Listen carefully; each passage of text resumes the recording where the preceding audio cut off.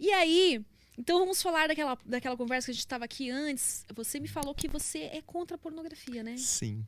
Sim, fala só. Sim. Meu, Me conta como que era você chegou. o único assunto que eu queria falar aqui hoje. Assim que eu falei, mano, eu preciso falar sobre isso. Então, Porque eu acho que pode falar bastante foi uma palavrão. armadilha, né, Paulo? Foi. Foi uma armadilha. Essa é a nossa revolução. Eu tenho certeza que todos os punheteiros assistem este deve ter muitos punheteiros podcast. assistindo aqui. Com certeza. Então agora eu vou, né, explicar algumas coisas pra vocês que eu descobri. Né? Uma coisa que eu tava falando com a Amy é que depois que eu fiz a leitura de um livro chamado Your Brain on Porn, que é um estudo que fala sobre os efeitos do consumo da pornografia, tanto em homens quanto mulheres. Depois que eu li esse livro, eu mudei. Né? Mas eu nunca falei para as pessoas que eu consumia pornografia. Né? A primeira Playboy que eu comprei foi a Playboy da Feiticeira.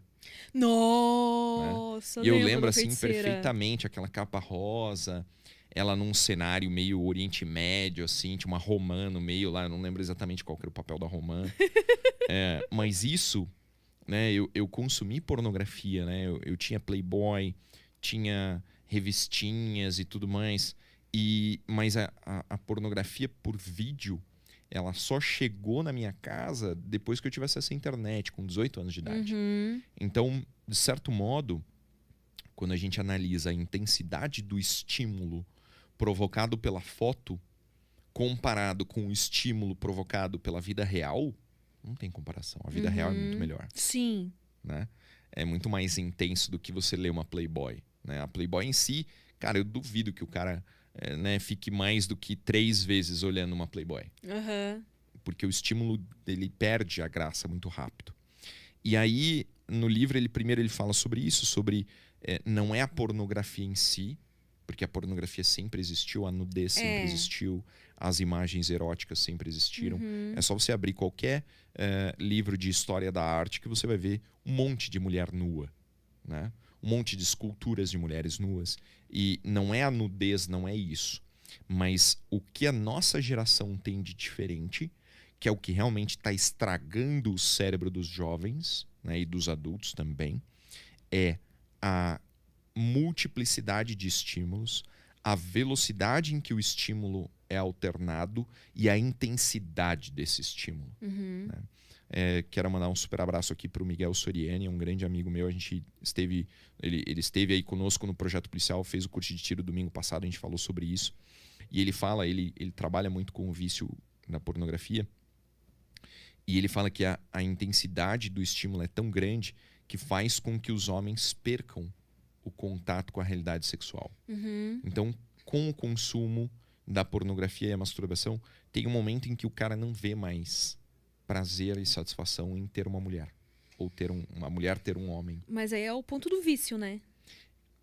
Não, aí já é o ponto que estragou a cabeça. Já passou do... Já passou do ponto do vício. Entendi. O vício é quando você começa a consumir e aquilo começa a te estimular mais do que a vida real. Mas os efeitos são muito sérios. Né? Então o cara ele não consegue mais alcançar o orgasmo com um homem e uma mulher. Aí tem que ter 2 mulheres e um homem. Né? Ele sobe o nível. Aí ele se acostuma com aquele nível de estímulo. Ele sobe o nível. 2 homens e 2 mulheres. Mais alguma outra coisa radical. Mais alguma outra coisa radical. E, o cara deu ali 6 meses, 1 ano, o cara tá consumindo pornografia absolutamente bizarra. Mas isso não acontece com todo mundo, né? Eu não sei. Não aconteceu com você. Não, eu sei que...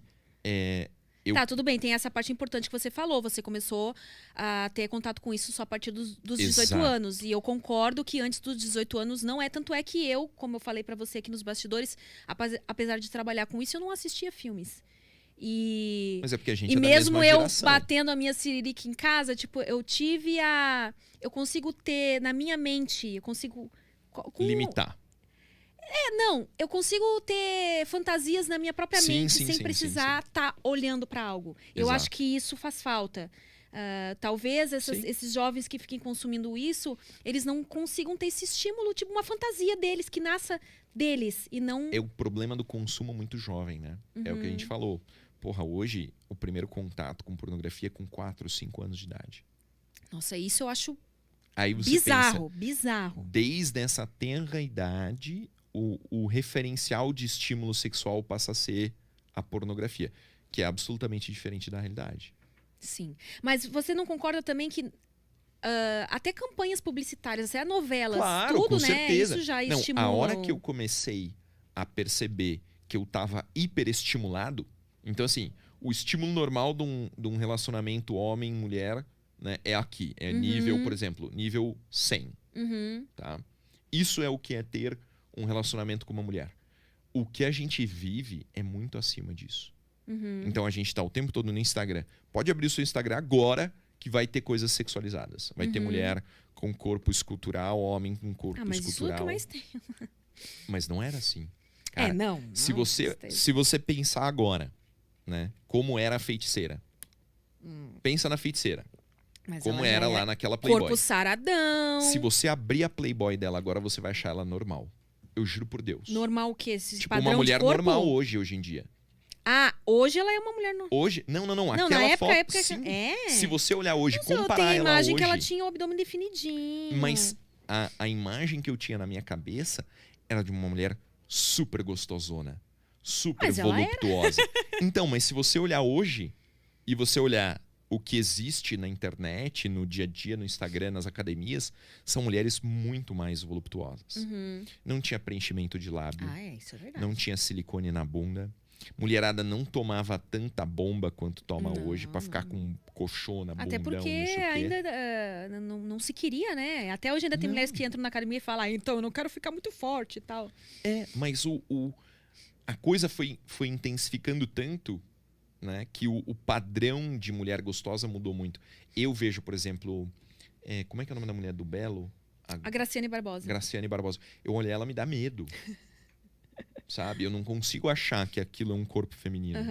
Mas isso tá mudando também, sabia? A gente tá tentando voltar um pouco mais pra... Tem mulher que tá tirando silicone. Exato. Isso faz sentido. Né? Tá tendo um retrocesso. Tá tentando voltar pro estímulo 100. Né? Então você abre Instagram, você abre YouTube, você vê televisão, novela, não sei o quê. O estímulo é sempre muito intenso, o tempo todo. Quantas vezes você vê pessoas nuas no seu dia, ou seminuas, ou insinuantes, ou sexualizadas? É muito intenso. E isso cria uma hiperestimulação.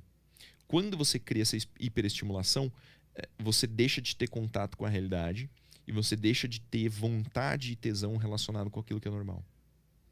Então, os relatos, né, que estão dentro desse livro, que são super interessantes, mostram qual que é o resultado de você consumir sempre um pouco mais intenso, sempre por mais tempo. Teve gente que me mandou direct dizendo assim, Paulo, eu ficava 5 horas olhando vídeo pornô. Meu Deus!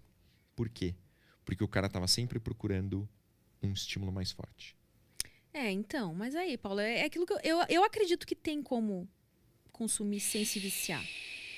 O problema é isso, se a pessoa assiste todo dia, mais de uma vez por dia. Exato. E realmente acontece isso. Uma coisa é você bater a sua punheta, né? Você já sabe o estímulo, a intensidade. Então, aí eu entendo que... Bater a punheta não gera um estímulo que não é real? Qual que é a relação entre bater uma punheta e ter uma relação sexual com uma mulher? Então, é bem diferente. Você não conhece mulheres que não conseguem gozar sem tocar cirílica? Mas é porque isso se deve à incompetência da maioria dos homens, desculpa. Será que ela não se viciou naquele estímulo específico? Não, é porque a relação sexual com um homem, a mulher ela tem que se conhecer muito bem para ela ficar em posições que vão favorecer. É muito difícil uma mulher conseguir ter um orgasmo só vaginal. Geralmente ela vai ter que ter o estímulo do clitóris junto. Então, mas o estímulo que o cara proporciona não pode ser o suficiente? Claro que é, mas aí o cara tem que colaborar também. Tem cara que, tipo, vai lá, goza em 5 minutos e aí... Aí é incompetência. Acontece então, em todos os ramos, em tudo. Mas eu não acho que... Eu gosto de bater sirica, mas eu também não é todo dia, não é várias vezes por dia. Tem dias que é mais vezes do que outros. E isso não... E eu consigo ter orgasmo com homens. Eu acho que a mulher consegue ser um pouco mais controlada nesse ponto, né? Então, aí que eu digo, eu acho que é possível o cara assistir pornografia sem isso ser maléfico para ele. Mas ele tem que ter a ciência de que realmente equilíbrio, né, minha gente? Tudo que é demais na vida vai fazer mal. Que é que a sua punheta, você tem uma pressão que você bate, que a vagina da mulher, nem que ela faça pompoarismo, ela não vai atingir aquela pressão, a mesma velocidade. Tá vendo? Né? Você não, já eu tenho entendimento. Você tem a noção correta. Mas eu sempre falo, mesmo pra quem me segue, cara, tudo que é demais faz mal. Eu também. E eu já, na webcam, eu já entrei em contato com caras que chegaram nesse vício de querer sempre uma coisa mais bizarra por isso, porque eles começaram a assistir desde muito cedo, então coisas normais já não incitam mais eles. Cara, se ele vem com uma coisa muito bizarra, eu não vou conseguir satisfazer ele. Já falou, olha, isso eu não faço e tal. E eu não sei se ele quer ouvir de mim. Já te pediu. Coisa bizarra que eu neguei é entrar na fantasia dele de pedofilia. Puta que pariu. Ou de incesto. Isso eu não faço. Não entro bizarro. Na onda de tipo assim. Se ele começa a me contar, então eu tenho um desejo por uma sobrinha minha, eu já, cara, puta que pariu. Sai fora, aqui não é o lugar. Isso aí tá errado. Não, eu não estimulo isso de forma alguma.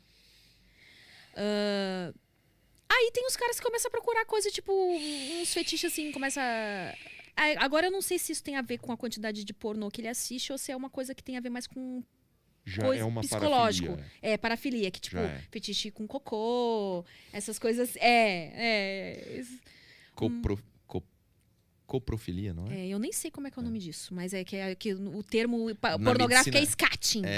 Na medicina legal a gente estuda as parafilias. E é super legal.